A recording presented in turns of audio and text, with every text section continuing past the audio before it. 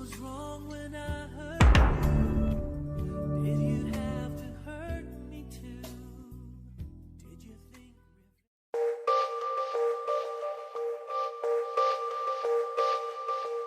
tout le monde, bienvenue dans cette vidéo spéciale Saint-Valentin.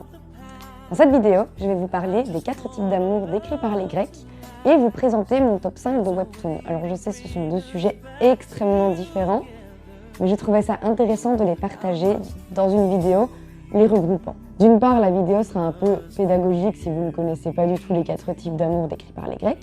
D'autre part, vous découvrirez des œuvres sur Webtoon, une application de BD un peu manga, enfin ça dépend des styles, qui est disponible sur téléphone et sur laquelle vous pouvez lire des petites histoires.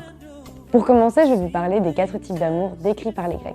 Alors j'ai choisi de vous parler de ce sujet parce que je suis habituée à entendre les gens dire « Oui, mais la Saint-Valentin, c'est la fête de l'amour et moi j'ai pas de copains et j'ai pas de copines ». L'année passée, je vous avais dit qu'il était primordial de penser à soi, de s'aimer soi-même, etc. Ce qui est vrai. Mais je tenais aussi à vous informer que l'amour, c'est pas seulement être amoureux ou avoir un copain ou une copine. L'amour, c'est aussi autre chose. C'est par exemple, vous n'avez pas le même amour pour votre maman que pour votre ami par exemple.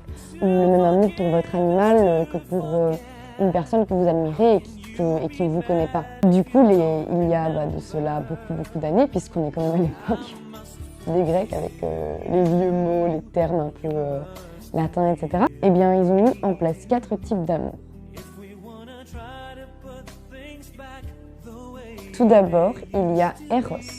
Ce type d'amour consiste à aimer passionnément. Donc c'est un amour qui est impulsif, passionnel, un peu primitif, où en fait il y a ce contact avec l'autre. Il y a une attirance physique, voire charnelle, même si ce n'est pas toujours obligatoire. C'est vraiment l'amour avec un grand A, si on peut dire. En opposition à Eros, on a Storgé, qui lui est un amour amical, voire fraternel, qui grandit avec le temps. C'est vraiment un type d'amour qui s'instaure avec le temps, l'engagement, le fait de faire confiance. Par exemple, les amitiés de très longue date, amitié d'enfance, meilleurs amis, etc. Il est de type familial et amical. Enfin, il peut vraiment être les deux, par exemple, comme quand on dit qu'on considère un ami comme son frère ou une amie comme sa sœur. Mais ça peut aussi être un lien qu'on entretient avec sa propre sœur ou son propre frère. Du coup, cet amour décrit les 2 types de relations qu'on peut avoir avec des amitiés de longue date ou des membres de sa famille.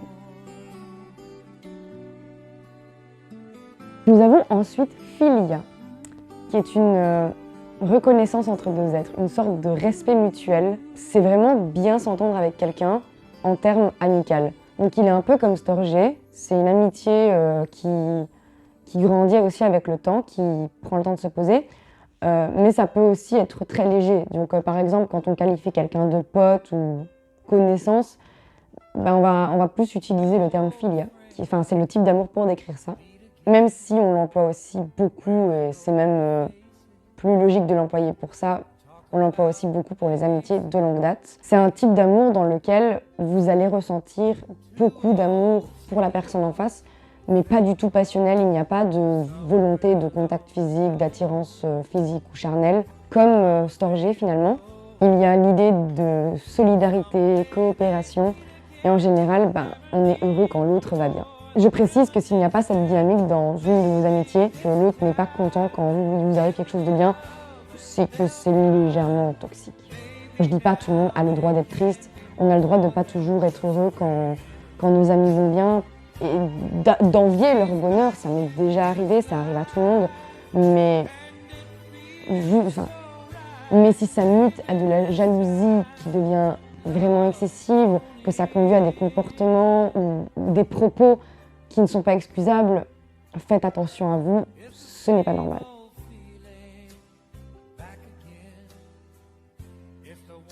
Quatrième type d'amour et le dernier, c'est agapé.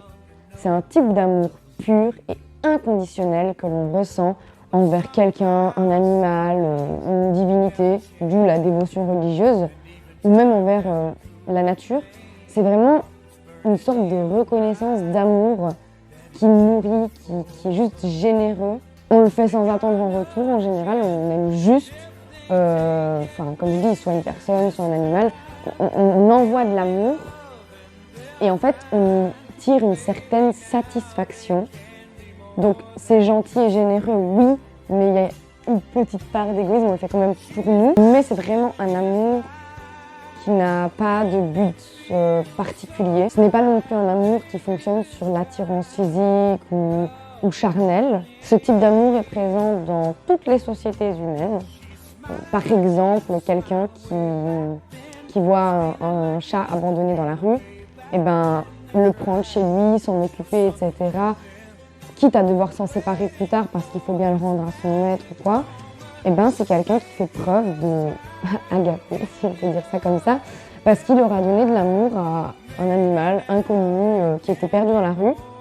Il va jusqu'à le nourrir, peut-être voir un vétérinaire, des choses comme ça. Et en fait, il n'attend pas spécialement quelque chose en retour. C'est vraiment un amour pur et inconditionnel, comme je l'ai dit juste avant. D'ailleurs, dans ce type d'amour, la personne est prête à se séparer d'une personne ou couper la relation avec cette personne pour le bien de l'autre. Donc si par exemple, vous êtes dans une amitié et que vous vous rendez compte que elle devient vraiment toxique, mais que c'est un peu la faute de personne, parce que ça arrive aussi, hein. On dit qu'il existe des relations où c'est toxique parce que l'autre a un comportement toxique, mais ça peut aussi très bien se transformer en spirale de fait que les deux personnes deviennent toxiques l'une envers l'autre. Et donc, si l'une des deux s'en rend compte et se dit « c'est bizarre, ça devient toxique entre nous, ça ne va plus, on s'apporte plus autant de bien qu'avant », et bien si cette personne-là décide de couper la relation dans le but en fait que ça se passe mieux pour l'autre, et aussi un peu soi-même évidemment, et ben on peut parler aussi d'agapé. En fait, c'est une sorte d'amour finalement, même si on peut y voir quelque chose d'autre, mais c'est aussi forcément une forme d'amour. Je sais pas si ça vous est déjà arrivé de vous retrouver dans une relation où vous avez dit à la personne écoute, si je dois arrêter mon amitié avec toi pour que tu te sentes mieux, je le ferai. Enfin voilà, c'est pas un abandon, c'est vraiment laisser la personne faire ses propres expériences, etc. Du coup, c'était les 4 types d'amour par les Grecs. J'espère que ça vous a plu, que vous aurez appris quelques petites choses et que vous avez peut-être fait des parallèles avec votre vie, etc. Pour la seconde partie de cette vidéo, j'ai décidé de vous faire un top 5 de mes webtoons préférés. Petit rappel, l'année passée, j'avais lancé un challenge de romance et le but, c'était de lire 2 romances sur l'année. Donc je ne sais pas si vous l'avez fait. Si oui, n'hésitez pas à me dire ce que vous avez lu dans les commentaires. Sinon, c'est pas grave parce que moi non plus, je ne l'ai pas vraiment fait. J'avais dans l'idée de lire certains bouquins, mais ça ne s'est pas passé comme prévu parce que j'ai vraiment eu du mal à lire. Alors j'ai quand même lu un roman contemporain où il y a un peu de romance, mais ce n'était pas le sujet principal. J'ai fait une chronique sur le blog, mais voilà, j'ai pas lu de romance. Enfin, si, mais sur Webtoon du coup. Voilà pourquoi je vous parle de mon top 5 Webtoon. En number 1, nous avons Let's Play de Mongi. Alors, c'est un webtoon qui parle des jeux vidéo, d'où le terme Let's Play, mais aussi des blessures un peu du passé, d'anxiété sociale, de relations humaines. Ce que j'adore avec ce webtoon, c'est vraiment qu'on suit Sam, qui est une jeune fille qui adore les jeux vidéo. Elle joue beaucoup à World of Warcraft, qui est évidemment un clin d'œil à World of Warcraft. Elle est dans une guilde avec des potes qu'elle connaît dans la vraie vie et ce sont à peu près ses seuls amis. Elle a aussi son petit chien et sa passion pour les jeux vidéo. D'ailleurs, elle-même en développe et c'est là que commence l'histoire parce que au moment où elle sort son tout premier jeu en tant que développeuse, un streamer connu décide de l'essayer et lui met une critique négative parce qu'il n'a pas compris le jeu. Cela mène sa note à descendre en flèche sur le site de jeux vidéo par excellence dans le webtoon. Et quelques jours après, elle apprend que son nouveau voisin n'est autre que ce streamer connu. C'est extrêmement cool. Genre, j'adore ce webtoon. C'est pas une romance, enfin si, c'est une romance, mais il y a des chapitres où il n'y en a pas. Et ce n'est pas genre un truc où on voit les choses arriver, où on se dit ah ça va se passer comme ça, comme ça, comme ça. En fait, il y a tellement de personnages qui sont approfondis, notamment dans les amis de Sam. Toutes les relations aussi sont approfondies. Par exemple, Sam va entrer en contact avec d'autres hommes, elle va rentrer en contact avec d'autres personnes de son entourage et tisser des relations avec ces personnes-là. Elle va apprendre sur elle-même. C'est une sorte de quête de soi, de développement personnel. Franchement, j'adore ce webtoon. Le deuxième, c'est Philophobie. Alors, c'est le premier webtoon que j'ai lu sur la plateforme. D'ailleurs, j'ai commencé à lire ce webtoon en commençant par ce webtoon-là. Je l'ai mis en deuxième parce que malheureusement, Let's Play passait légèrement au-dessus. Après, je trouve que Philophobie est vraiment très bien aussi. c'est un webtoon qui parle de rupture amoureuse, de blessures du passé, des démons desquels il faut se délivrer pour pouvoir avancer dans son présent. Donc on va suivre une jeune fille. Alors là pour le coup j'ai oublié le nom de la fille mais bon ce n'est pas grave, c'est un détail. On va suivre la protagoniste durant sa quête d'elle-même aussi, mais à travers ses relations amoureuses. On commence l'histoire où elle sort avec son nouveau copain et où elle se rend compte qu'elle souffre encore de ses ruptures passées parce qu'elle n'a pas vraiment réglé tout ce qui les concernait. Donc un par un, elle va devoir réaffronter ses ex dans la vraie vie pour pouvoir avancer et évoluer dans son présent. J'ai adoré parce que les ex sont dessinés comme étant des monstres, entre guillemets. Enfin, je dis monstres parce qu'ils ont une forme un peu bizarre, parfois gluante. Enfin, c'est des genre. Quand on est dans la tête de la protagoniste, en fait, ces ex sont vraiment vus comme étant des créatures un peu obscures parce que ce sont des démons desquels elle doit se séparer. Sauf qu'on apprend que derrière ces monstres se cache aussi un être humain, se cache aussi quelqu'un qui a ses propres blessures à régler. Du coup, c'est pas totalement binaire parce que ça pointe pas du doigt, oui, les ex c'est des méchants, etc. Ça montre aussi que les ex en question ont des sentiments, des ressentis, des choses qui se passent pas bien. Ça parle aussi des relations toxiques, et pas toxiques que parce que pervers narcissique par exemple, mais aussi toxiques dans le sens où si on sort avec quelqu'un qui par exemple n'a pas confiance en soi et que nous non plus, donc on a confiance en soi, ça dépend. Dans tous les cas, sortir avec quelqu'un qui a zéro confiance en soi, c'est destructeur parce que la personne va toujours chercher à être rassurée par l'autre, elle va toujours demander confirmation, validation de ce qu'elle ressent, de ce qu'elle est, etc. C'est un peu mon cas, j'ai manqué beaucoup de confiance en moi dans ma vie et ça s'est ressenti dans certaines relations et maintenant j'ai fait beaucoup d'efforts. Bon, des fois c'est pas encore top et j'ai d'anciennes blessures qui ressurgissent, mais quand c'est tout le temps là, constamment présent dans la relation, ça peut peser. Alors je suis vraiment désolée, mais j'ai pas dit le nom de l'autrice du coup de Philophobie, mais c'est Goupeline.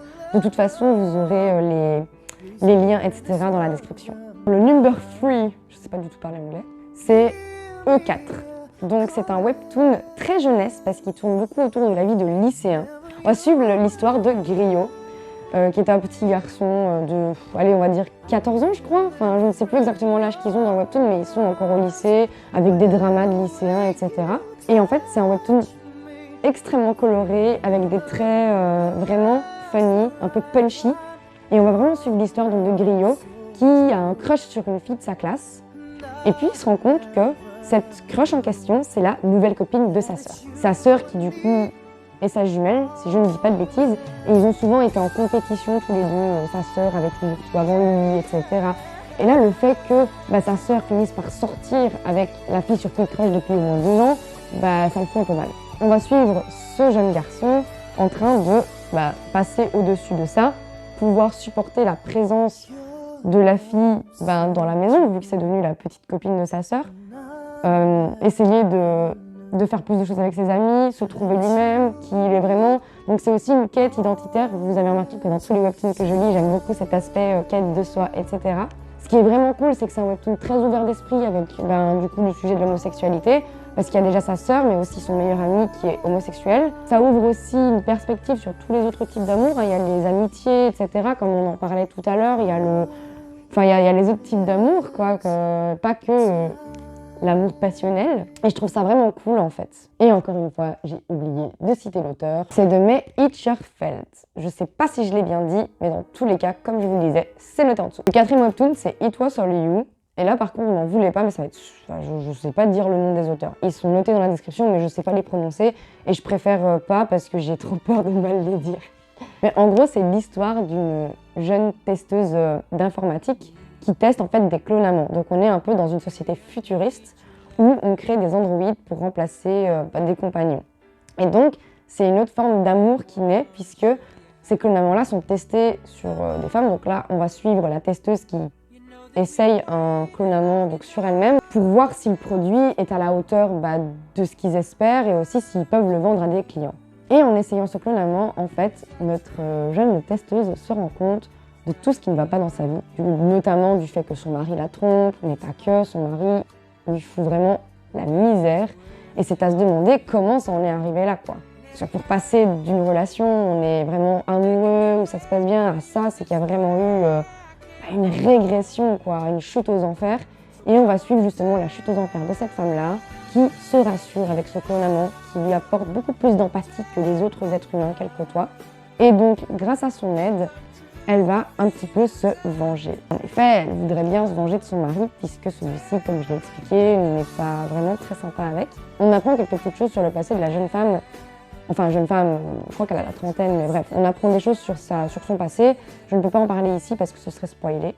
Mais franchement, j'ai bien aimé, et encore une fois, c'est... Enfin là, il n'y a pas vraiment... Si, il y a un côté développement personnel, mais elle ne le recherche pas de la bonne façon, je trouve, parce qu'elle va vraiment puiser dans la vengeance. Et justement, moi, personnellement, je suis contre ça, mais je suis curieuse de lire ça dans une histoire pour voir un petit peu si le personnage va se rendre compte que ça sert à rien, ou est-ce qu'elle va trouver d'autres outils. Et aussi, il y a ce côté des blessures du passé qui reviennent dans le présent, et ça, j'aime beaucoup. C'est un webtoon que je vous conseille. Le 5e et dernier webtoon, c'est Remplacement de fortune de Nilana. Alors l'histoire, elle est assez comique. C'est vraiment fait d'une façon très rigolote, très absurde. On va suivre l'histoire d'un personnage masculin cette fois. Un peu comme dans E4, c'est aussi un jeune garçon qu'on suit. Comme quoi, sur l'application, on peut vraiment suivre tout type de personnalité, de genre, de n'importe, c'est vraiment cool. Ici, on va vraiment suivre un jeune garçon qui vit une rupture amoureuse assez compliquée. Sa copine vient de rompre, il est pas bien. Donc c'est cool parce qu'on voit la rupture amoureuse du côté du garçon. Et en fait, son ex est censé passer à son appartement pour venir chercher quelque chose, je ne sais plus quoi. À ce moment-là, en fait, la livreuse de pizza arrive avant et le jeune garçon demande à la livreuse de pizza de se faire passer pour sa nouvelle petite amie lorsque son ex-copine va venir.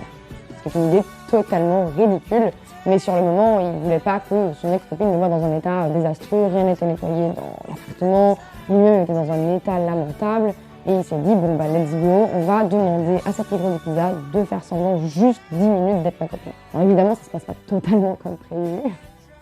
Et c'est ça qui est drôle. On va suivre un rapprochement entre les deux personnages. Et c'est aussi un webtoon où les blessures du passé ont tendance à refaire surface. On voit comment chaque type de personnalité se forge une carapace pour se protéger de ses blessures du passé et avancer. Alors, il est sur pause pour le moment, mais c'est vraiment un chouette webtoon. Et il y a quand même quelques chapitres à lire avant. Donc si vous voulez le débuter, vous pouvez. Et je vous préviens, il est en pause et je ne sais pas du tout quand est-ce qu'il reprend. Voilà, c'est la fin de cette vidéo. J'espère que ça vous a plu. Et si vous avez des webtoons à me conseiller avec les thèmes que j'ai mis en avant dans la vidéo, n'hésitez pas à les mettre en commentaire, ça m'intéresse. J'aime beaucoup cette application depuis que j'ai essayé. Évidemment, je lis d'autres webtoons sur le côté, mais j'ai cité vraiment les 5 que j'aime le plus et sur lesquels je vais directement quand il y a un nouveau chapitre. Je suis plus très fantastique pour le moment, du coup, si vous me conseillez des webtoons avec une ambiance fantasy, fantastique ou quoi, ça va être compliqué pour moi. Je vais avoir du mal à me mettre dedans. Mais si vous avez du contemporain, n'hésitez pas. Et puis le jour où je relirai du fantastique, etc., je pourrais très bien me replonger dans vos recommandations. N'hésitez pas à transmettre toutes vos bonnes ondes à vos amis, votre famille, votre chéri ou chérie. Voilà, ça dépend. Tchuss! En opposition à Eros, nous avons aussi... D'autre part, vous découvrirez des... On va y arriver. On va suivre l'histoire de... Oh mon Dieu, j'avais le nom sur le bout de la langue. C'est vraiment un...